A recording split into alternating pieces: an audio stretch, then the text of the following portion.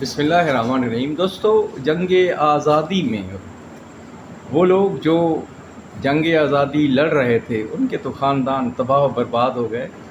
آج بھی ٹیپو سلطان کی اولاد جو ہے کلکتہ میں رکشہ چلاتے ہیں یا ایسے مزدوری کر کے پیٹ پال رہے ہیں۔ شہنشاہ ہند بہادر شاہ ظفر کی اولاد بھی رنگون کی تنگ و تاریک گلیوں میں غربت اور بے بسی کی زندگی گزار رہے ہیں۔ تاہم جو اس دور میں غدار تھے ان کے بارے میں ممتاز صحافی وکیل انجم نے سیاست کے فرعون کے عنوان سے ایک کتاب لکھی ہے۔ پنجاب کے بعض جاگیرداروں کے آباء و اجداد کے ان سیاہ کارناموں سے پردہ سرکایا ہے جو انہوں نے 1857 میں ملک و ملت کے ساتھ غداری کر کے سر انجام دیے تھے، اور قائد اعظم محمد علی جناح نے پاکستان بنا کر مغربی پاکستان ان کی جھولی میں ڈال دیا، کیونکہ وہی وننگ ہارسز ہیں مقننہ کے۔ تو دوستو، انہوں نے لمبی لمبی جاگیریں، انعامات اور سندیں انگریزوں نے انہیں عطا کی، اور اس کتاب میں دلچسپ واقعات ہیں۔ بطور نمونہ پنجاب اور سندھ میں پھیلے مزاری قبیلے کے بارے میں لکھا ہے کہ اس قبیلہ کا سردار علی خان بری عادتوں کا شکار ہو گیا تو چھوٹے بھائی امام بخش نے سرداری سنبھال لی۔ 1857 میں اس نے انگریزوں کا کھل کر ساتھ دیا۔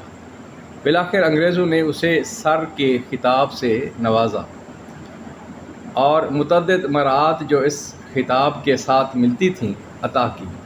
یاد رہے کہ علامہ اقبال کو بھی سر کا خطاب دیا گیا تھا۔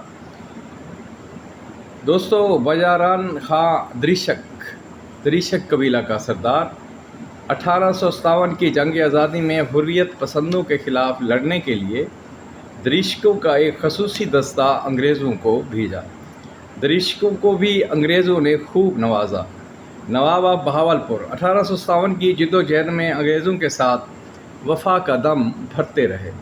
خان گڑھ کے نواب زادگان جن میں جد امجد ہیں جناب اللہ داد خان نے 1857 کی جنگ میں حریت پسندوں کو کچلنے میں انگریزوں کا بھرپور ساتھ دیا، اور اسے دوبارہ خصوصی خلعت دی گئی اور انعام عطا ہوئے۔ ملتان کے مشہور و معروف قریشی خاندان کے سربراہ مخدوم شاہ محمود نے 1857 میں انگریز کمشنر کو مقامی آبادی کی بے چینی کے متعلق قیمتی معلومات اطلاعات فراہم کی، اور سرکاری فوج کی مدد کے لیے 25 سواروں کی ایک ملتانی پلٹن تیار کر کے دہلی بھجوائی۔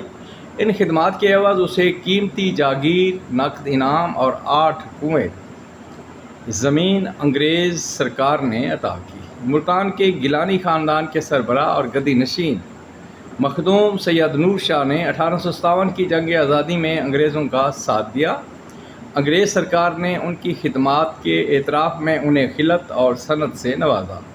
بعد میں کاسا لیسی کے صلے میں اس خاندان کو جگیریں بھی ملیں۔ ملتان کے گردیزی بھی اس سلسلے میں پیچھے نہ رہے اور انہیں خلعت و سند عطا کی گئی۔ خانیوال کے ڈھاؤں نے انگریزی سرکار کی خدمت کی، ممدوٹ ان کے حامی رہے۔ لاہور کے قزلباش سردار علی رضا نے ایک گھڑ سوار دستہ تیار کر کے جنگ آزادی میں حریت پسندوں کے خلاف لڑنے کے لیے دہلی روانہ کیا۔ اس دستے کے ہمراہ علی رضا کا بھائی محمد تقی خان تھا جو مجاہدوں کے ساتھ لڑائی میں مارا گیا۔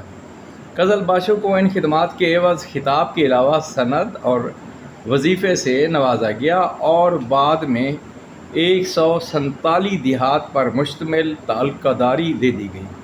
لاہور کے کلاں شیخ زندان کے سربراہ شیخ امام الدین نے جنگ آزادی میں 2 دستے خصوصی طور پر دہلی بھجوائے جنہوں نے حریت پسندوں کا خون بہایا۔ ان خدمات کے اعتراف میں اس خاندان کو انگریزوں نے بہت بڑی جاگیر بخشی۔ پنجاب کے چٹھا خاندان کے ایک بڑے ذمہ دار جان محمد نے 1857 میں انگریزوں کا بھرپور ساتھ دیا، چنانچہ اس خاندان کی قیمتی جاگیر دی گئی، عہدے اور منصب بھی عطا ہوئے۔ کھرلو اور وڈیرا احمد خان 1857 میں انگریزوں کا جاسوس بنا رہا۔ اور جنگ کے بعد اسے خان بہادر کا خطاب، خلعت اور وظیفہ کے علاوہ خاندان کو جاگیر عطا کی گئی۔ جنگ کے سیال سرداروں نے جنگ آزادی میں انگریزوں کی مدد کے لیے خصوصی فوج تیار کی تھی، اس پر انہیں جاگیریں اور خلعتیں ملیں۔ سرگودا کے انگریز پرست ٹیوانو کے گھڑ سوار نے دہلی کی تسخیر میں بہادری کے خوب جوہر دکھائے، چنانچہ انہیں خطاب، پینشن، لمبی چوڑے جگیریں عطا ہوئیں۔ اس قسم کی غدارانہ خدمات کے عوض انگریزوں نے ٹیوانو، پین دادن خان کے کھوکھروں، جیلم کے راجوں، راولپنڈی کے اسپالوں، اٹک کے گوندلوں، چودھریوں، گھیبوں، خانوں، مکھڈ شریف کے پیروں، اوانوں کا کالا باغ کے نوابوں، عیسیٰ خیل کے نیازیوں اور کئی دوسرے سرکردہ خاندان کو عزت، خطاب، وظیفے اور وسیع جگیریں عطا کی۔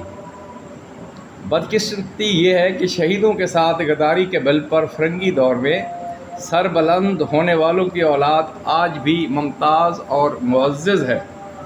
دوستو، یہ جو پاکستان بنایا گیا ہے یہ در حقیقت ان غداروں کو نوازنے کے لیے بنایا گیا اور آج بھی انہی کا قبضہ ہے، اس لیے عوام کو اپنی غلط فہمی دور کرنی چاہیے۔ زاہد بخاری۔